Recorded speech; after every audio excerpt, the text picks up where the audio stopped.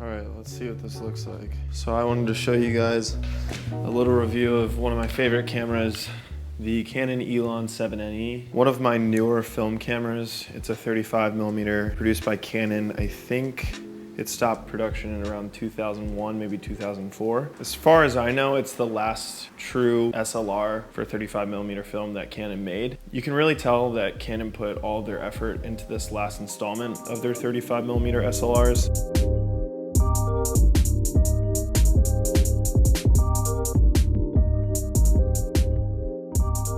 I think the best part about this camera is that it's super small, it's super light, but you get all the aspects of a professional film SLR that you would get spending thousands of dollars on anything else. So to give you just a quick review of the entire thing, if you're looking for a workhorse, and I mean something that you can really throw down and do whatever you want with, I would say you should definitely get it. If you're comparing this to a Canon AE1, that doesn't even come close.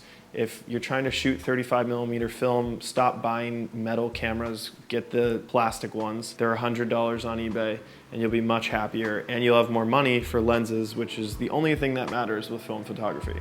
All right, so I got Eddie coming over right now to show you guys a quick little demo to just do a little shoot, maybe do some double exposures and also the pop-up flash because I wanted to show you guys some images from that. Hopefully he gets here on time because it's almost 6 and the sun's gonna go down. And then the only thing that I actually didn't mention with this camera is I've had it for probably like 6 or 7 months now and I haven't had to replace the battery once. That's mainly because I haven't been using the pop-up flash as much as I thought I would. I'm guessing if I used it more, then the battery would drain. And essentially the only thing it's doing is metering the light and moving the film. But for the most part, if you don't use the pop-up flash, I can't see you replacing this battery much at all. Hey. I have clothes. Model com. That's it. Bro, that's it. Eddie's here. Quickly shoot, quickly shoot. Before the sun goes down, come on. Give me that model pose right here in front of the light. Ooh, kid's big. I got everything out of the pockets too. Oh my God. Did your face change? Face the sun just a little bit more. There you go.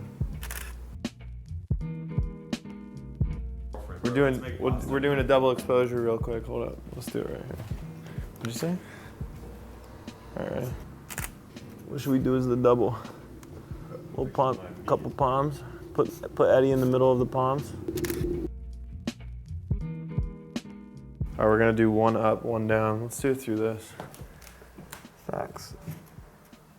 All right, don't move your pose too much. All right, look at me.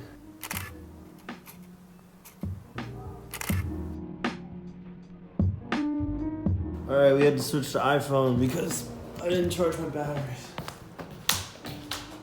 All right, last couple ones. Let me do a exposure comp. Just go again right over here. Before the sun sets. I know, give me a sec. My pockets have mad shit.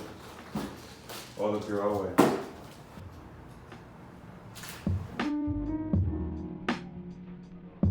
Couple more. Let's do the flash. It's fun. We're gonna go outside too. What? So we're gonna go outside too. Alright, ready?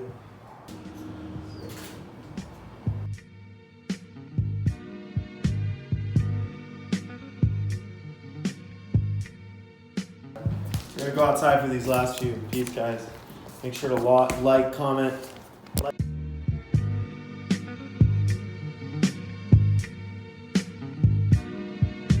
I think my only caveat with this camera so far is that I only have the Nifty 50 as a lens. I used my friend's 24-70 and that was really nice, and I also used his telephoto lens before. You can check out that video up there. But so far I'm really excited on how the photos are turning out with this. Even with just using the Nifty 50, they're really gorgeous photos. I'm just more comfortable using a 35mm prime or maybe an 80mm prime.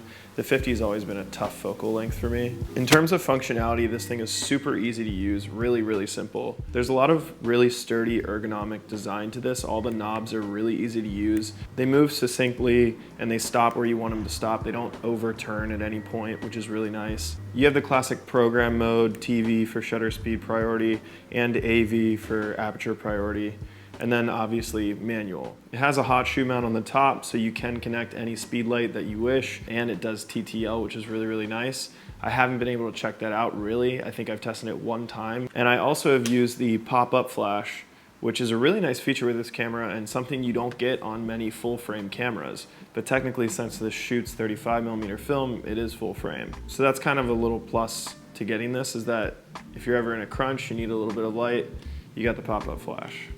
You have a function button and a metering button on the back and a rewind film button on the back. The function button and the top dial on top of the shutter speed button is how you get access to all the functions on the top LCD in terms of ISO, red eye reduction, the beep even. You can also do bracketed modes and double exposure, which is really nice just in case something's backlit, you're not really sure what's going on, or if there's multiple points of lighting and you're not really sure how the film will interact with that. It has 3 different focusing modes. You have the classic one shot, AI focus, and AI servo. I usually stick to one shot just because I'm used to back button focusing on any other camera. But if you're shooting a moving subject, you obviously want to stay on AI focus or AI servo. Again, there's 3 different modes for shooting. You can do single shooting, high-speed shooting, and self-timer. The self-timer is really nice for when you're out at like a party or something. You can set up the camera, it'll wait 10 seconds, and then the photo will take, which is really nice. The high-speed shooting mode actually shoots 4 frames per second, like I mentioned earlier,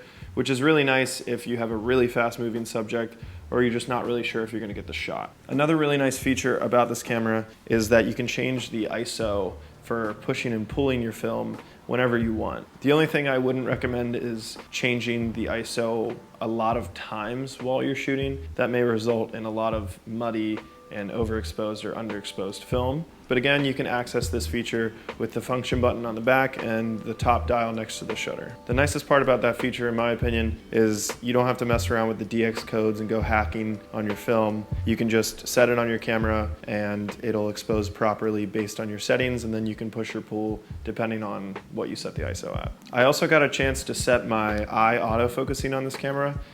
I would say that feature is pretty gimmicky and I wouldn't use it during a shoot. It was really cool to see that Canon included this feature on this camera. They definitely didn't need to do that. I think it's more just a cool thing to put in the press. Maybe they'll bring it back for future cameras. I'm not sure. It probably would never get better than it is. It does technically work. I've taken a couple photos. You can calibrate it by just switching it to cal. Before taking a photo, you can set your user preset, and you basically just look around in the viewfinder so it can get used to tracking your eye, and then you can shoot with it. The way it works is wherever you're looking in the viewfinder, it will pick the closest autofocus point and choose that as the focus point. Yeah, and then you can take the photo. It's kind of cool. Another caveat that I have with this is that I wish the back had one of those toggles instead of these buttons. The buttons are really solid and they're easy to use, as well as the dial, but I prefer the little thumb dial things, just because when you're shooting and you're looking through the camera and you're trying to change your autofocus point while you're shooting, you don't really want to look down and look through the viewfinder and all that jazz. You kind of really just want to be looking through the viewfinder and easily be able to switch it. As far as the light meter goes on this, I think it's really, really good. I haven't had any photos that are crazy underexposed or overexposed. It pretty much nails it unless it's backlit, then every camera always struggles with that, but you can get ahead of it by just taking a normal photo and then going into the exposure comp and increasing it so that you're exposing a little bit more for the shadows next time. But for an all-around review of this camera, I would say you should definitely get it. Other than that, thanks for watching this video. I hope you guys enjoyed, and I'll catch you on the next one.